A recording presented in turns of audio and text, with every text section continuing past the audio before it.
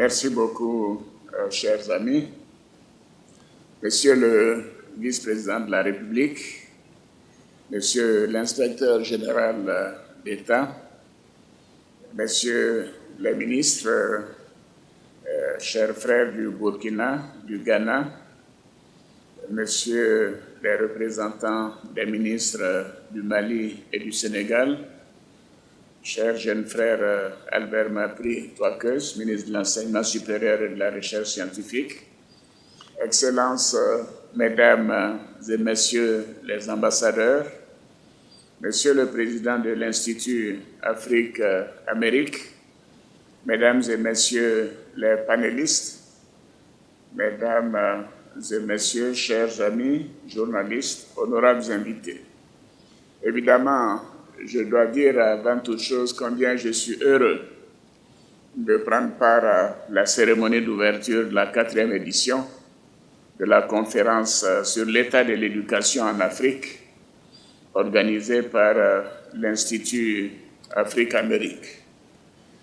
Comme l'a indiqué tout à l'heure le président de l'Institut et aussi Albert Mapri Touakeus, il y a un peu plus de 50 ans, effectivement, que j'étais boursier de cette prestigieuse institution.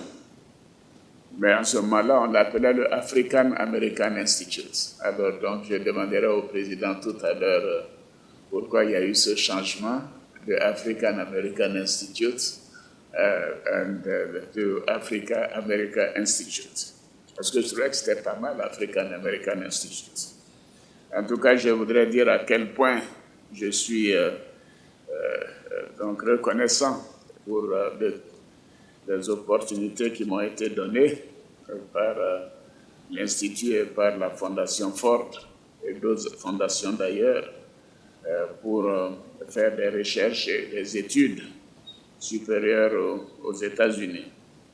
Je voudrais donc adresser mes vifs remerciements ainsi que mes encouragements à l'Institut qui a contribué à la formation de plus de 15 000 étudiants africains, dont 300 Ivoiriens, qui occupent aujourd'hui des postes de responsabilité dans les secteurs publics et privés donc de leur pays. Honorables invités, Mesdames et Messieurs, la Côte d'Ivoire est fière d'abriter cette prestigieuse rencontre internationale dont les conclusions auront un impact significatif sur les systèmes éducatifs des pays africains, à condition bien sûr que cela soit appliqué dans les pays concernés. L'émergence, qui est une ambitieuse vision de la Côte d'Ivoire et qui est partagée avec l'ensemble des pays et des États africains, nécessite une transformation structurelle des économies de nos pays, notamment le passage donc du mode de production agraire à la production industrielle. La Côte d'Ivoire en fait donc un objectif pour les années à venir, car comme vous le savez, notre pays est le premier producteur mondial de cacao, mais nous ne transformons que le tiers de cette production. Ici en Côte d'Ivoire, nous sommes le premier producteur de noix d'anacarde, donc les noix brutes de cajou, et là nous ne transformons que 10% en Côte d'Ivoire. C'est donc dire que la transformation donc, de nos matières premières est une de nos priorités au niveau du gouvernement. Mais cette transformation structurelle exige des ressources humaines de qualité. Bien sûr, il faut de l'énergie, il faut tout ce que nous savons, mais il faut surtout des ressources humaines de qualité dont les compétences sont en adéquation avec le marché de l'emploi. Et bien sûr, ces ressources humaines doivent être capables d'innover, d'entreprendre, de s'insérer dans le marché du travail, de contribuer durablement à la création de la richesse nationale et de soutenir la croissance économique du pays sur le long terme. Alors, pour répondre à ce besoin de formation, d'argent de développement, l'Afrique doit mettre l'éducation-formation au cœur de ses priorités. Depuis le début du XXIe siècle, notre continent n'a ménagé aucun effort pour améliorer l'accès des populations africaines à l'éducation de base. Cependant, les importants investissements humains, matériels et financiers qui ont été donc effectués se heurtent à deux paramètres structurels. Le premier, c'est le retard initial, car 25% des adultes analphabètes dans le monde vivent aujourd'hui en Afrique subsaharienne. C'est énorme, car comme vous le savez, la population est juste de 1,2 milliard sur une population totale de 7 milliards. Donc, représenter 25% des adultes analphabètes est un ratio, je dirais, inadmissible. Et la deuxième chose, bien sûr, c'est la croissance démographique très élevée en Afrique, et surtout dans certains pays africains. Comme vous le savez, la croissance est excessive et cela empêche la réduction de la pauvreté. Même en Côte d'Ivoire, nous avons une croissance de la population qui est élevée puisque nous ne sommes pas loin des 3% par an. Alors, la population africaine représente actuellement un sixième de la population mondiale, comme je le disais, 1,2 milliard sur 7 milliards. Mais d'ici 2050, cette population africaine devrait doubler et se situer entre 2,5 milliards et 3 milliards. Donc, 3 des 10 pays les plus peuplés au monde seront sur le continent africain. En l'occurrence, le Nigeria et la République démocratique du Congo et l'Éthiopie, qui auront des populations de centaines de millions d'habitants. Déjà, le Nigeria a 200 millions d'habitants et l'estimation va au-delà de 600 millions d'habitants aux alentours des années 2050. C'est dire que c'est un défi considérable et que peut-être en liaison avec l'amélioration de l'éducation, les gouvernements doivent également essayer de tirer profit du dividende démographique et de voir dans quelle mesure, même si 60% des terres arables se trouvent en Afrique, peut-être que nous devrions essayer d'avoir une vision un peu plus pointue par rapport à la croissance démographique de nos pays. Voyez-vous, la Côte d'Ivoire, depuis 7 ans, a un taux de croissance d'à peu près 9% par an. Alors, quand vous enlevez les 2,5 de croissance démographique, cela revient à un taux de croissance de moins de 7% par an. Ça veut dire qu'à ce rythme, nous pourrons doubler notre population, notre PIB par tête d'habitants, que tous les 10 ans. Alors que si la croissance démographique était plus faible, nous pourrions avoir l'exemple de la Chine. La Chine, en 1978, avec la politique d'ouverture, le président Xi Jinping nous disait en début septembre, quand nous sommes allés pour le sommet Chine-Afrique, que la Chine, aujourd'hui, a 1,3 milliard d'habitants. Mais voyez-vous, en 1978, la Chine avait un revenu par tête d'habitant d'environ $300. Et aujourd'hui, la Chine a un revenu par tête d'habitant de plus de $8,200 par habitant. Alors, cela parce qu'il y a eu une restriction des naissances et de la croissance démographique. Donc, c'est quand même un sujet important que nous devons, Monsieur le ministre, essayer de développer au niveau de l'Union africaine, Monsieur le vice-président, surtout comme vous vous occupez de l'Union africaine en particulier, parce qu'en Afrique, on n'aime pas parler de ces sujets. On dit plus on a d'enfants, mieux c'est. Peut-être que c'était vrai par le passé, mais si nous voulons avoir une meilleure condition de vie pour les populations, si nous voulons améliorer le revenu par tête d'habitant, si nous voulons faire en sorte que les infrastructures ne soient pas trop détruite par la croissance démographique, il faut penser sérieusement peut-être à un contrôle de la croissance démographique dans nos pays tout en accélérant la croissance économique. Donc voyez-vous, avec ces chiffres que j'ai donnés, ce sont donc environ 50 millions d'enfants en Afrique subsaharienne qui ne seront pas scolarisés dans les années à venir si rien n'est fait. À cela s'ajoute une problématique tout aussi préoccupante, à savoir l'insuffisance d'équité et de qualité de l'enseignement pour ceux qui ont accès à l'école. À titre d'illustration, le rapport mondial de suivi de l'éducation 2017-2018, publié par l'UNESCO, montre qu'en Afrique subsaharienne, une partie des élèves n'est pas en mesure de lire après plusieurs années d'école et que dans la majorité des pays africains, moins de 25% des lycéens achèvent leurs études secondaires. Quant au système d'enseignement supérieur, il se caractérise par une explosion du nombre d'apprenants, une dégradation de la qualité de la formation, une inadéquation formation-emploi et un chômage de masse des diplômés. En Côte d'Ivoire, pour remédier à cette situation, l'État a procédé à des investissements importants. Monsieur le Président, vous en avez parlé tout à l'heure. Je peux vous dire que nous avons procédé au cours des dernières années, d'abord quand j'étais Premier ministre, nous avons procédé donc à la création. Nous n'avions qu'une seule université en 90, quand j'étais Premier ministre.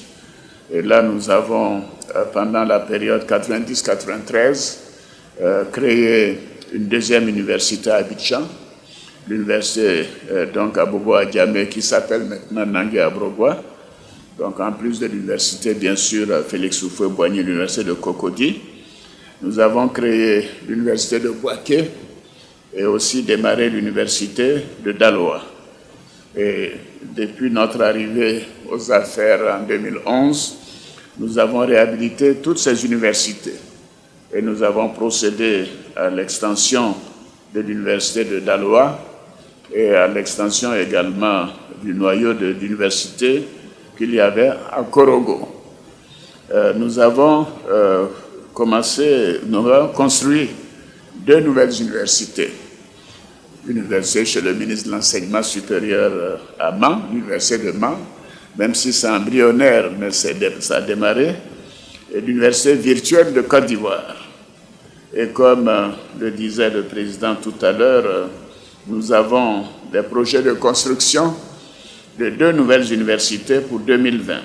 L'université de Bondoukou, donc, qui devra accueillir à terme 20 000 étudiants et sera spécialisée dans les domaines de l'art, des sciences sociales, les lettres, la langue, l'architecture, l'urbanisme et le développement durable.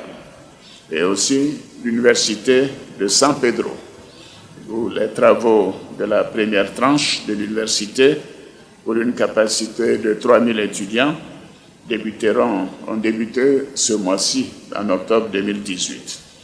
Et cette université sera spécialisée dans les domaines des sciences de la mer et la construction navale, l'agriculture, l'agro-industrie et les ressources halieutiques, bâtiments et travaux publics, tourisme, logistique et médecine. Voyez-vous, ça c'est jusqu'en 2020, donc sur les 10 ans de mon mandat. Mais nous essayons d'avoir une vision à long terme, jusqu'en 2030. Ça ne veut pas dire que je compte rester aux affaires jusqu'en 2030. Des projets de construction de 5 nouvelles universités après 2020, parce que nous venons, après ma visite dans un des pays donc, du Moyen-Orient, obtenir l'accord de construire une nouvelle université à Bangourou. Et nous avons le projet également de construire une université au Guinée et ainsi de suite. C'est vous dire que, vous l'avez dit, M. Apétain, nous avons mis l'accent sur l'éducation. C'est important, je ne parle pas des questions relatives à des constructions de lycées, également des constructions d'écoles secondaires et primaires, mais également nous avons rendu l'école obligatoire de 6 à 16 ans. Et nous avons demandé que, si possible, pour les familles défavorisées, celles-ci puissent profiter de la gratuité. Voyez-vous, donc l'État fait des efforts importants en matière d'infrastructures, réhabilitation et construction.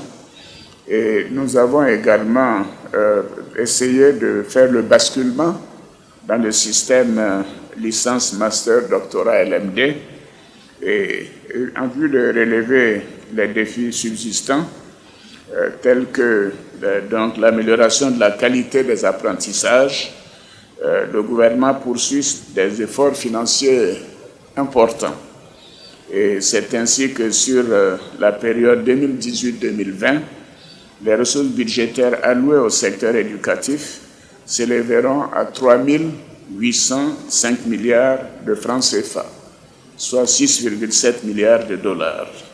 C'est un montant important en pourcentage du PIB, mais le budget annuel de la Côte d'Ivoire qui vient d'être adopté il y a seulement une semaine d'environ 7 000 milliards par an. Cela vous donne l'importance que nous accordons à l'éducation dans toute notre stratégie de développement. Alors, à l'image de tous les États africains, nous souhaitons que lors de vos travaux, vos réflexions portent sur les thématiques qui constituent des problèmes récurrents pour nos systèmes d'enseignement supérieur. J'ai déjà parlé d'un certain nombre de difficultés, mais la première chose, c'est la question des financements innovants qui permettront de soulager les budgets insuffisants de nos États. Et ce point concerne notamment les salaires des enseignants et les bourses des étudiants. Et pour cela, je dois rendre hommage à notre premier président qui très rapidement a considéré que pour faire revenir les jeunes Ivoiriens qui avaient des diplômes en France et à l'extérieur, qu'il fallait que les enseignants aient des salaires importants. Et je dois dire que les salaires des enseignants en Côte d'Ivoire sont parmi les plus élevés dans la sous-région, sinon même sur le continent. Et j'encourage donc tous les pays à regarder de près cette question, d'abord pour la qualité de l'enseignement, mais aussi pour éviter les grèves des enseignants. Vous savez, les grèves des enseignants, nous savons à quel rythme ça se passe dans certains pays, et cela bloque tout le système, donc présent et futur. La deuxième question concerne la qualité des enseignements, notamment la question de l'éducation, formation, emploi, dans le contexte actuel d'implémentation du système LMD. En troisième lieu, il y a l'utilisation du numérique dans nos universités au regard du nombre croissant d'étudiants. C'est pour cela d'ailleurs nous avons créé une université virtuelle. Il s'agit là d'une préoccupation majeure pour la Côte d'Ivoire, où cette année, plus de 100 000, tenez-vous bien, bacheliers souhaitent accéder aux universités et grandes écoles. 100 000. C'est un chiffre important et je suis sûr que ce nombre ira croissant au fil des années en raison de la mise en œuvre de la politique de scolarisation obligatoire des enfants de 6 à 16 ans dont je viens de parler et qui est en place depuis 2015. J'ai noté en quatrième point le dialogue social sur les campus. Parce que, je le disais tout à l'heure, les grèves, bien sûr, dans le milieu universitaire, pénalisent tout le monde, aussi bien les étudiants eux-mêmes que les parents et la nation tout entière. Donc, il est important d'avoir un dialogue social vraiment constant et réel pour qu'il y ait le moins de grèves possible. Et enfin, je parlerai de la réforme des curricula, dont l'objectif est d'amener nos universités à former des citoyens engagés pour la transformation de la société. Je suis persuadé que vos travaux vous permettront de faire des propositions de solutions durables aux décideurs politiques africains dans le secteur de l'éducation-formation. En ce qui me concerne, je voudrais encore rendre hommage à l'African American Institute et dire que, vous savez, la vie est drôle parce que quand j'ai eu ma bourse pour aller aux États-Unis, c'était en 1962, beaucoup d'entre vous n'étaient pas nés, surtout ces jeunes dames. Alors, mais j'ai tout fait pour ne pas y aller. Je me souviens, nous étions allés à Paris, on devait prendre le bateau au Havre. Je me souviens encore du nom du bateau, ça s'appelait le Gros de Bière. Alors, parce qu'il y avait eu les événements de Little Rock, où on avait empêché un jeune noir américain d'accéder à l'université. Et bien sûr, tout le monde disait, oh, si vous y allez, on va vous attraper, on va vous malmener. J'ai même jeté mon billet dans la poubelle. Et le jour du départ, j'ai dit, ah, mais je n'ai pas de billet, je ne vais pas partir, je ne peux pas voyager. Et c'était un moment où le président Houphouët se trouvait donc à Paris. Et il a donné des instructions et j'ai pu voyager sans billet sur le Gros de Bière jusqu'à New York. C'est dire que le destin vous rattrape toujours. Alors, je suis content d'avoir effectué ce voyage malgré toutes les réticences que j'avais, parce que l'African American Institute m'a beaucoup apporté. Et je vais vous donner une deuxième anecdote. Alors, quand nous sommes arrivés aux États-Unis en 1962, nous sommes allés dans des familles, c'était au mois d'août. Nous avons été répartis dans des familles américaines pour essayer, pendant 4 mois, pour l'immersion dans l'anglais et nous apprendre, nous amener, non, pour 2 mois, pardon, pour nous permettre d'apprendre la langue plus facilement, parce que nous étions nombreux. C'était les premiers étudiants francophones à cette époque-là, 61, 62, je crois, qu'on y allait. Et ensuite, on nous a envoyés dans un petit lycée, un collège, je crois à Wolverton. Je crois que c'était le nom du collège, Wolverton College. Alors nous étions nombreux, des Ivoiriens, des Maliens, des Voltaïques en ce moment, des Congolais. Enfin bref, on était une dizaine de nationalités. Et alors à notre grande surprise, au début de l'année, nous avons été appelés par donc le service financier de l'université pour nous dire, voilà, vous êtes là pour 4 mois jusqu'en décembre, jusqu'à décembre, et notre système, c'est de vous donner le salaire, donc votre bourse pendant les 4 mois. Bon, je crois que la bourse déjà à cette époque était de $500, ce qui n'est pas mal. Voyez-vous, en 1962. Alors, la moitié de ceux qui étaient avec nous, dès qu'ils ont eu l'argent, la semaine d'après, ils ont pris l'avion et sont allés à Paris. Parce qu'il faisait tellement froid après à Wolverton, ils ont considéré que c'était une manne dont il fallait profiter. Et bien évidemment, leurs pays ont fait le nécessaire pour qu'ils reviennent. C'est vous dire que j'ai des souvenirs encore très précis de ces années de mes études avec l'African American Institute. Et je voudrais, Monsieur le Président, rendre hommage à cet institut, vous remercier pour la chance qui m'a été donnée. Mais je dis aux jeunes que si j'ai eu cette bourse, c'est parce que quand même j'étais premier en maths, premier en français, premier en physique. Donc je vous encourage à travailler très, très, très dur. Merci beaucoup.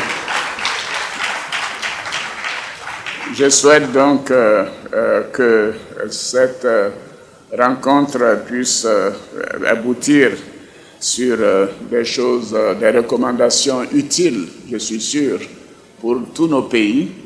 Et je déclare ouverte la 4e conférence sur l'état de l'éducation en Afrique, organisée par l'Institut Afrique-Amérique, avec tous mes remerciements.